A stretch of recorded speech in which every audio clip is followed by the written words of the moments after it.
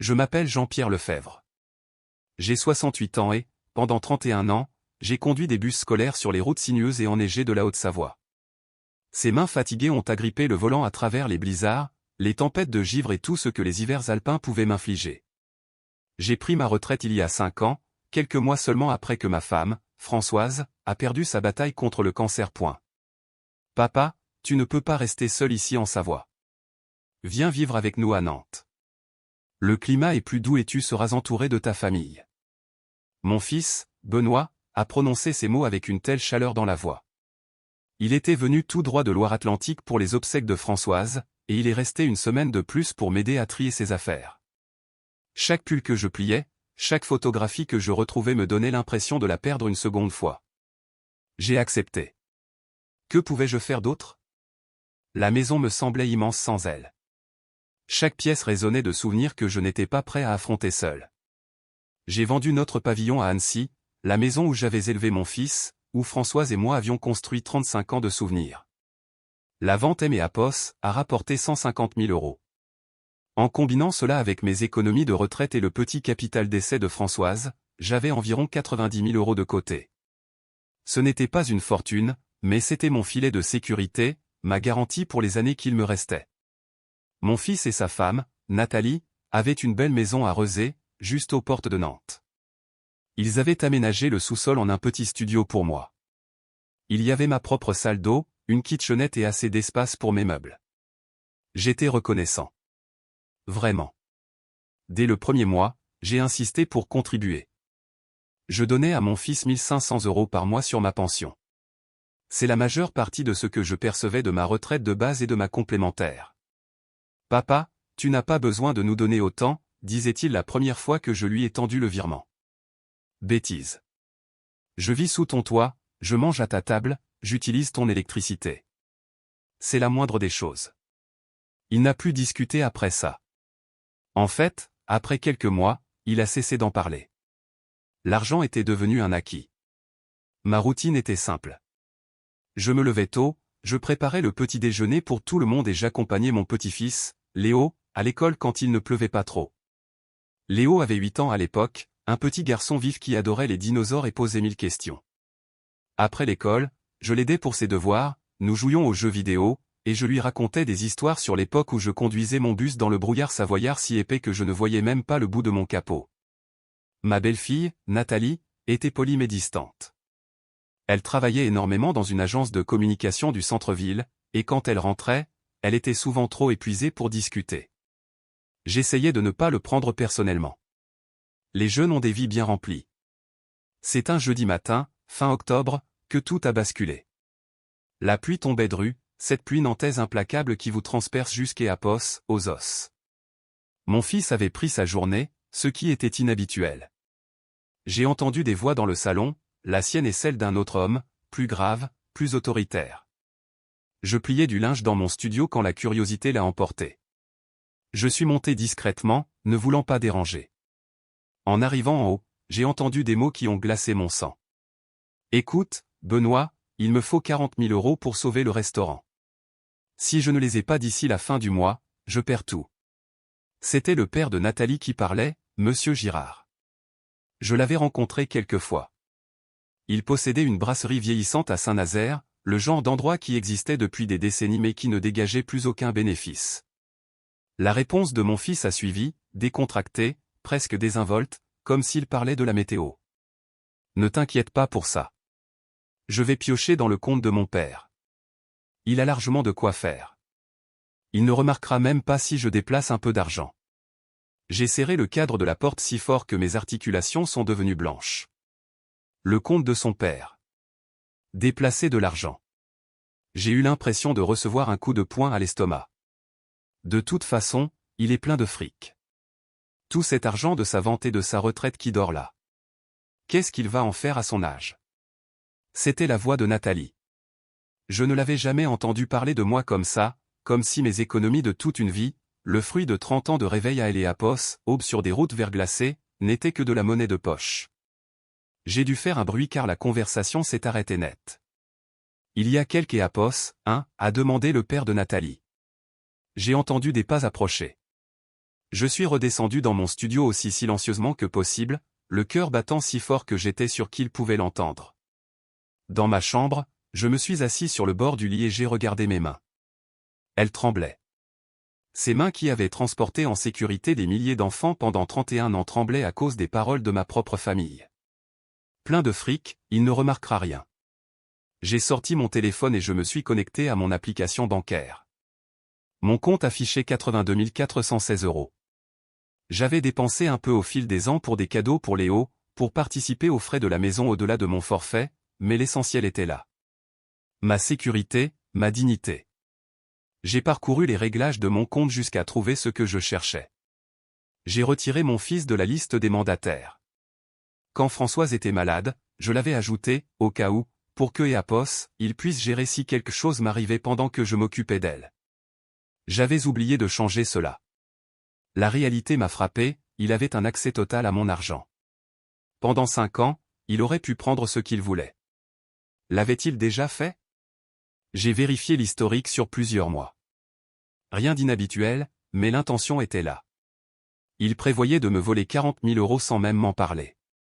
Cette nuit-là, je n'ai presque pas dormi. Chaque craquement du parquet au-dessus de moi me semblait être un pas venant m'affronter, mais personne n'est venu. La vie a continué comme si de rien n'était. Le lendemain matin, mon fils a frappé à ma porte. Son sourire était le même qu'auparavant. Le sourire du petit garçon que j'emmenais au hockey sur glace les samedis matins gelés.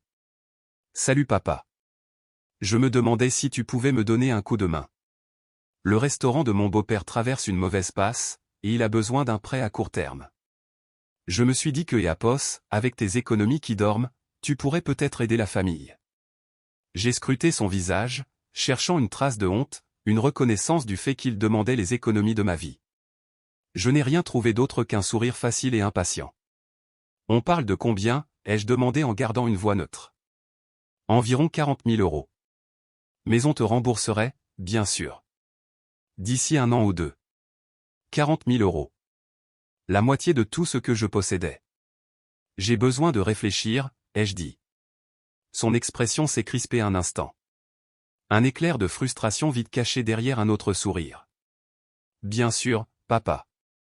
Prends ton temps. Mais il lui faut vraiment une réponse rapidement. La banque lui met la pression. Après son départ, j'ai appelé mon vieil ami de Savoie, Gérard.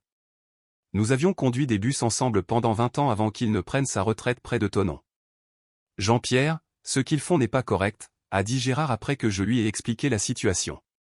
Cet argent est à toi. Tu as travaillé toute ta vie pour lui. Mais c'est mon fils. Peut-être que je surréagis. Surréagir? Il prévoyait de se servir sans ta permission. Ce n'est pas un malentendu, Jean-Pierre. C'est du vol. La femme de Gérard a pris le téléphone. Elle était ancienne assistante sociale. Jean-Pierre, écoute-moi. Ce que tu décris ressemble à de l'abus financier sur personnes âgées.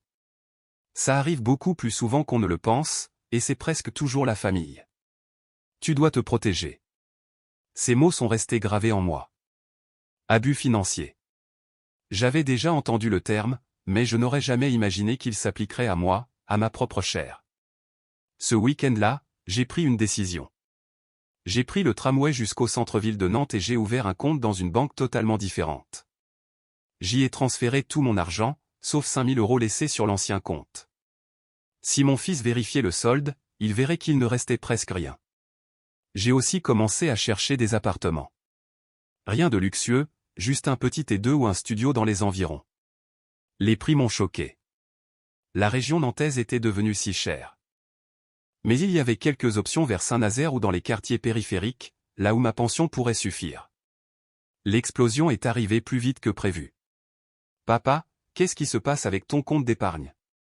Mon fils a fait irruption dans mon studio sans frapper. Son visage était rouge, ses yeux égarés. Qu'est-ce que tu veux dire? Ai-je demandé calmement, bien que mon cœur batte la chamade. J'ai vérifié le solde. Il n'y a presque plus rien. Où est passé ton argent? Je t'ai retiré du compte, ai-je dit en le regardant dans les yeux. Et j'ai mis mon argent en sécurité. En sécurité? Contre quoi? Contre le risque qu'on me le prenne sans ma permission. La couleur a quitté son visage. Il a compris que j'avais entendu leur conversation. Il savait. Et il ne pouvait pas nier. Papa, c'était juste une discussion. Je n'allais jamais vraiment prendre ton argent sans te le demander. Mais tu allais me le demander en thé et à pos, attendant à ce que je dise oui. Évidemment que j'attendais un oui. On est une famille. La famille s'entraide. Je t'aide depuis 5 ans. Je te donne 1500 € par mois. Je garde ton fils tous les jours après l'école. J'ai cuisiné, nettoyé, réparé des choses dans cette maison. Ce n'est pas de l'aide, ça? Ma belle-fille est apparue derrière mon fils, les bras croisés. Monsieur Lefebvre, a-t-elle dit de cette voix froide et professionnelle qu'elle utilisait quand elle était contrariée. Avec tout le respect que je vous dois, votre contribution ne couvre même pas ce que nous coûte votre hébergement. Avez-vous une idée du prix des travaux pour ce studio? De ce que nous dépensons en plus en courses, en électricité, en tout? Je donne 18 000 € par an, ai-je répondu d'une voix ferme. Soit 90 000 € sur 5 ans. Combien ont coûté les travaux? Elle n'a pas répondu. Elle n'en avait pas besoin. Je savais que l'aménagement avait coûté environ 35 000 €. Je l'avais déjà remboursé près de 3 fois. Papa, c'est ridicule, a coupé mon fils. Tu deviens paranoïaque. Nous sommes ta famille. Nous veillons sur tes intérêts. Mes intérêts? Je vous ai entendu dire que j'étais éco, plein de fric éco. Je l'ai entendu dire que je ne remarquerais rien si vous vous serviez. C'est ça, veiller sur mes intérêts? Le père de Nathalie est arrivé le lendemain. Il conduisait une grosse berline allemande, portait une montre de luxe et se comportait comme un homme qui attend que le monde se plie à sa volonté. En le voyant se garer dans l'allée, j'ai senti un frisson me parcourir l'échine. Monsieur Lefebvre, a-t-il dit en tendant une main avec un sourire qui n'atteignait pas ses yeux. Je pense que nous sommes partis sur de mauvaises bases. Laissez-moi vous expliquer ma situation. Nous nous sommes assis dans le salon, mon fils et ma belle-fille l'encadrant comme des gardes du corps. Ma brasserie est dans la famille depuis 40 ans. Mon père l'a ouverte en 1983. Elle a survécu à tout. Mais cette dernière année a été brutale. J'ai besoin de capital pour tenir, juste le temps que l'économie reparte. Je comprends que les affaires soient difficiles, ai-je dit prudemment. Mais je ne vois pas en quoi cela concerne mes économies. Son sourire s'est durci. Monsieur Lefebvre, nous sommes tous de la même famille ici. Ma fille a épousé votre fils. Cela nous lie. Quand la famille a besoin d'aide, on répond présent. J'ai répondu présent pendant 5 ans. J'ai contribué plus que de raison à ce foyer. Votre part? Il s'est penché en avant, la voix plus dure. Vous vivez ici gratuitement. On vous prépare vos repas. Vous profitez de votre petit-fils. Et tout ce qu'on vous demande, c'est un prêt temporaire pour traverser une crise. Gratuitement? Je paie 1500 € par mois. Il a balayé l'argument d'un revers de main. Ça ne couvre rien à Nantes. Vous savez à combien se louent les studios indépendants sur le marché actuel? 800, 900 € minimum, sans les repas ni les charges. Alors je devrais peut-être chercher un de ces appartements. Au moins, je saurai exactement ce que je paie. Un silence de mort s'est installé dans la pièce. Mon fils me regardait avec un mélange de choc et de panique. Papa, de quoi tu parles? Tu ne vas pas déménager. Pourquoi pas? Je suis clairement un fardeau. Ma contribution est jugée insuffisante. Ma présence n'est tolérée que parce que vous espérez accéder à mon compte en banque. Ce n'est pas vrai, a dit Nathalie, mais sa voix manquait de conviction. Son père s'est levé, l'expression glaciale. Monsieur Lefebvre. J'ai essayé d'être raisonnable, mais si vous refusez d'aider votre propre famille, il existe d'autres options. Il a ajusté sa veste, me toisant de haut. Vous avez 68 ans, vous vivez dans un sous-sol. Vous prenez des décisions étranges ces derniers temps, vous transférez de grosses sommes, vous devenez secret, paranoïaque. Un médecin pourrait y voir les premiers signes d'un déclin cognitif. La menace flottait dans l'air comme un poison. Vous menacez de me faire mettre sous tutelle, ai-je dit lentement, parce que je refuse de vous donner 40 000 €. Je dis que parfois, les familles doivent intervenir quand leurs parents âgés ne sont plus capables de prendre des décisions saines. C'est pour leur propre protection. Mon fils n'a rien dit. Nathalie non plus. Leur silence était la confirmation la plus douloureuse que j'aurais pu recevoir. Je me suis levé, mes jambes étaient plus solides que je ne l'espérais. Je pense que cette conversation est terminée. Veuillez quitter mon studio. Le beau-père a eu un petit sourire méprisant. Réfléchissez bien à ce que j'ai dit, monsieur Lefebvre. Réfléchissez très attentivement. Cette nuit-là, j'ai rappelé Gérard. Je lui ai tout raconté, les menaces, le silence de mon fils, la peur qui s'insinuait en moi. Il te faut un avocat, a dit Gérard sans hésiter. Un vrai, qui connaît le droit des seniors. Le lendemain matin, j'ai pris le tram jusqu'à une permanence juridique spécialisée dans le droit des aînés.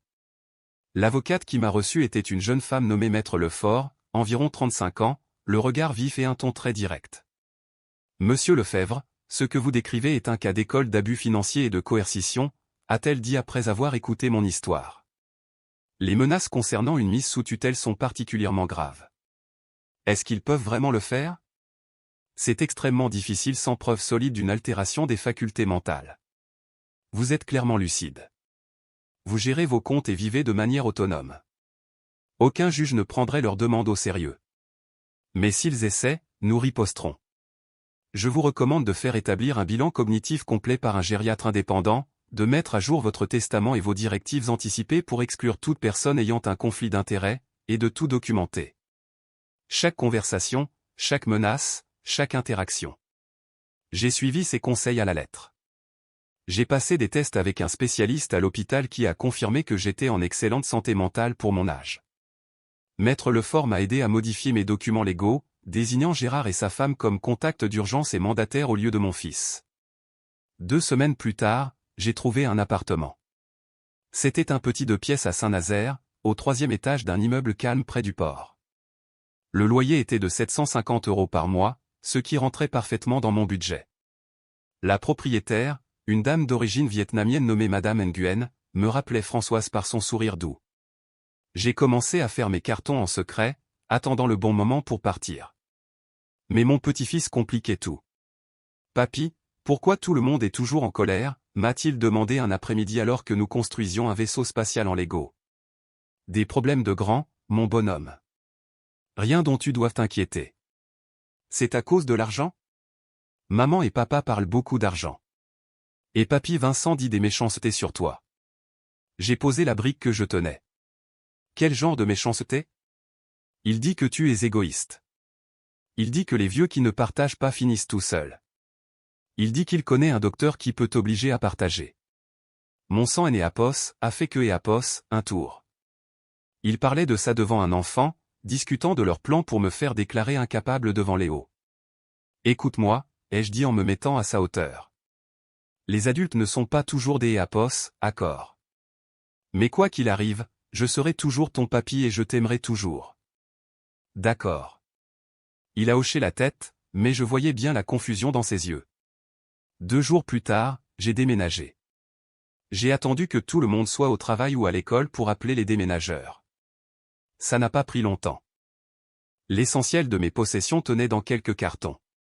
J'ai laissé une lettre sur la table de la cuisine, expliquant que j'avais trouvé mon propre logement et que je les recontacterais pour voir Léo.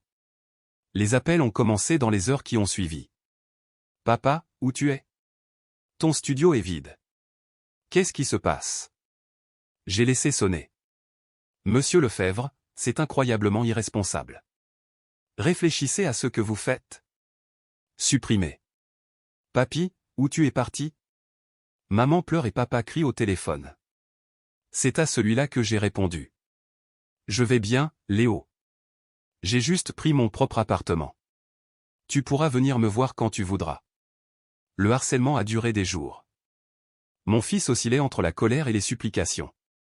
Ma belle-fille a menacé de poursuites judiciaires sans préciser lesquelles. Son père a laissé un message vocal de ce ton froid et mesuré. Monsieur Lefebvre, ce n'est pas fini. Vous ne pouvez pas fuir vos responsabilités envers votre famille. Nous vous retrouverons et nous réglerons cela comme il se doit. 1 semaine après mon emménagement, ils ont trouvé mon adresse. Je ne sais pas comment. Peut-être ont-ils engagé quelqu'un, peut-être ont-ils suivi mon téléphone. Un soir, on a frappé à ma porte. J'ai regardé par le Judas. Mon fils était seul dans le couloir. Il avait l'air épuisé, plus vieux que ses 42 ans. J'ai ouvert la porte mais je ne l'ai pas invité à entrer. On peut discuter, a-t-il demandé doucement. On discute. Papa, s'il te plaît. Ça a pris des proportions démesurées. Des proportions démesurées? Ton beau-père a menacé de me faire interdire parce que je refusais de lui donner 40 000 euros. Toi et ta femme n'avez rien dit. Vous l'avez laissé me menacer dans votre propre maison. Je ne pensais pas qu'il était sérieux. Mais tu ne l'as pas arrêté non plus. Mon fils a baissé les yeux vers le sol. Je sais que j'ai merdé, papa. J'aurais dû dire quelque chose. J'aurais dû prendre ta défense. Mais tu dois comprendre, mon beau-père nous a beaucoup aidés au fil des ans. Quand les enfants sont nés, quand l'argent manquait, il a toujours été là.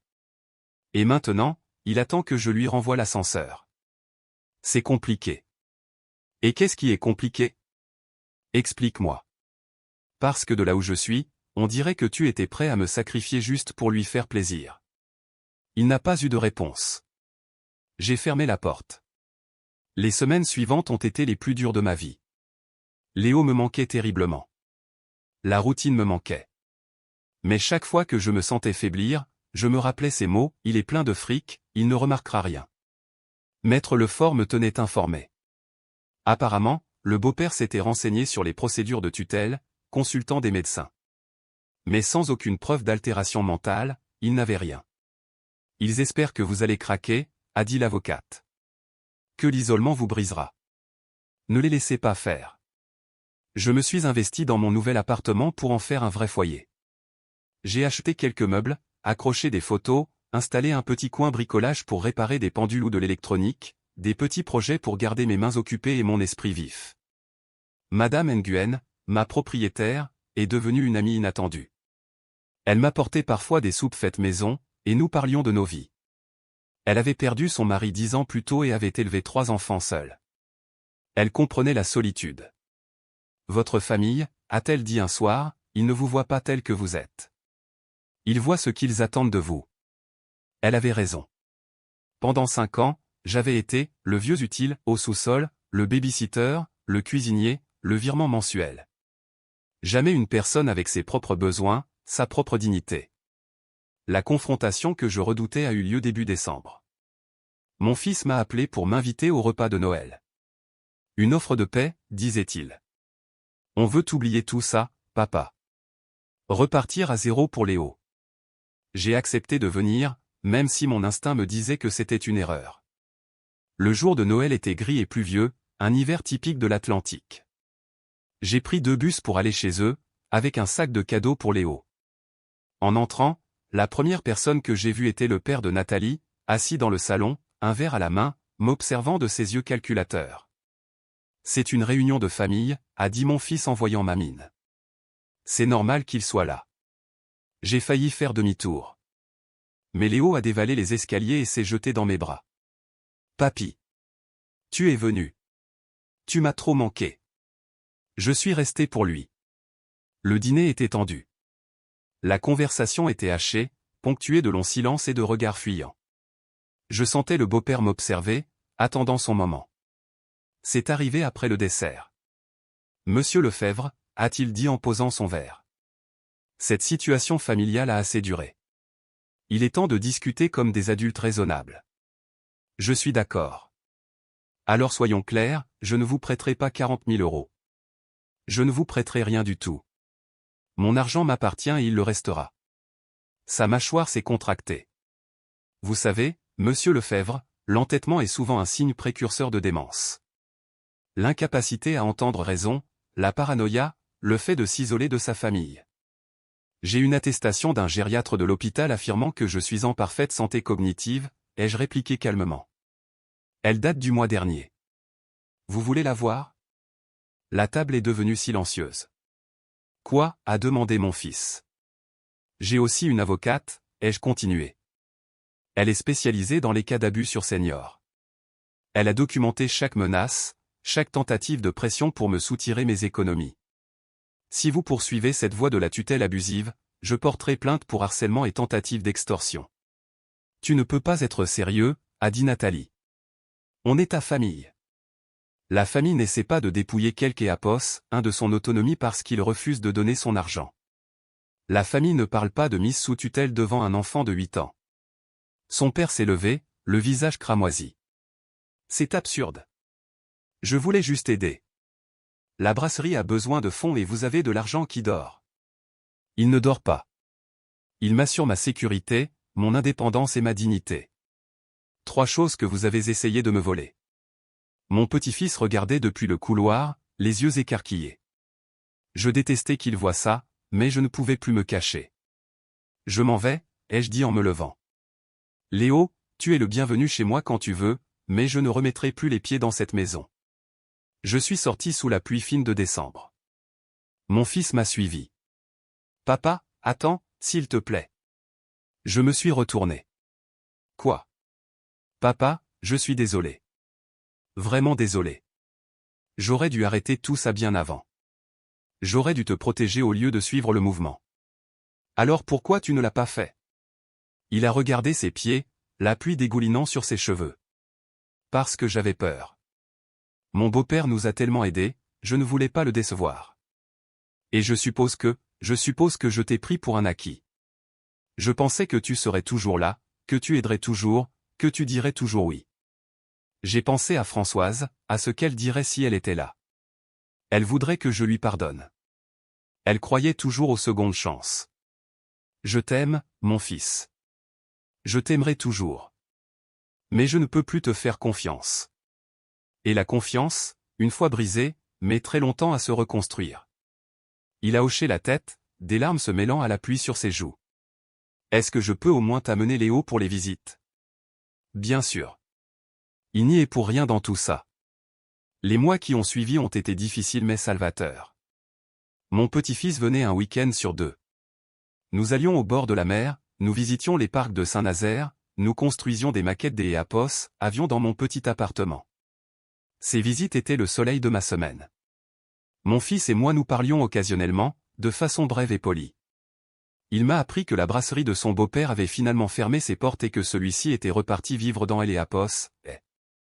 Je n'ai ressenti aucune satisfaction, juste le soulagement qu'il soit loin. Nathalie ne s'est jamais excusée. Je ne m'y attendais pas. En mars, pour ce qui aurait été le 72e anniversaire de Françoise, je suis retourné en Haute-Savoie pour fleurir sa tombe. Gérard est venu me chercher à la gare. Elle serait fière de toi, a-t-il dit alors que nous étions sous le soleil printanier de la montagne. Tu t'es défendu. Je l'espère, ai-je répondu en touchant la pierre tombale. J'espère qu'elle comprendrait. Le soir même, Léo m'a appelé au téléphone. Papy, devine quoi? J'ai eu un A pour mon exposé de science. Celui sur le système solaire, tu te rappelles comment tu m'as aidé? Je m'en rappelle, mon grand. Je suis fier de toi. Tu pourras venir à la kermesse de l'école le mois prochain, s'il te plaît? Je serai là. Je ne manquerai ça pour rien au monde. Quand j'ai raccroché, je me suis assis près de la fenêtre et j'ai regardé le soleil se coucher sur l'estuaire.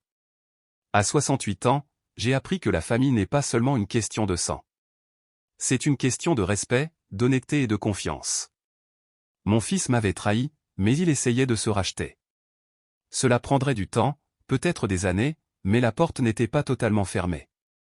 Mes économies, l'argent qu'il convoitait tant, restaient en sécurité. J'ai ouvert un petit compte bloqué pour les futures études de Léo, inaccessible à ses parents. Le reste me permettrait de vivre dignement les années qu'il me restait. Madame Nguyen a frappé à ma porte avec un bol de soupe. Vous avez l'air heureux aujourd'hui, monsieur Jean-Pierre. J'ai souri. Je le suis, Madame Nguyen. Pour la première fois depuis longtemps, je le suis vraiment. Hier, mon petit-fils m'a posé une question pendant que nous assemblions un train électrique. Papy, est-ce que tu vas pardonner à maman et papa un jour? J'ai posé la petite locomotive et je l'ai regardée.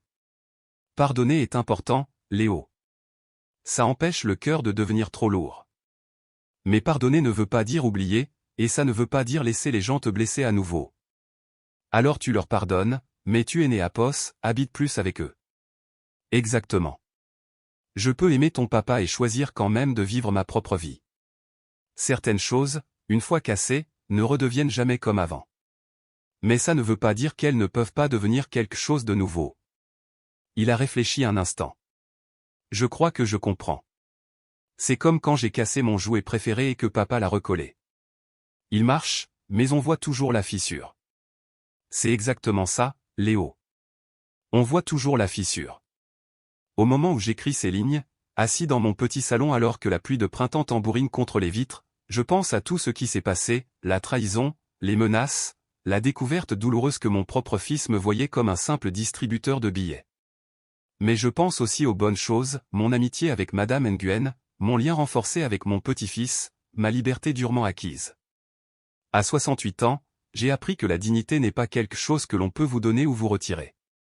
Elle vient de l'intérieur, du fait de connaître sa propre valeur et de refuser d'être traité moins bien que ce que l'on mérite. Mon fils m'a demandé un jour si cet argent valait la peine de détruire notre famille. Je lui ai répondu que l'argent n'était pas la question. La question, c'était le respect. C'était d'être considéré comme une personne, pas comme un compte en banque sur pattes. C'était mon droit de choisir quoi faire de ma propre vie. Il n'avait pas compris à l'époque. J'espère qu'il commence à comprendre aujourd'hui.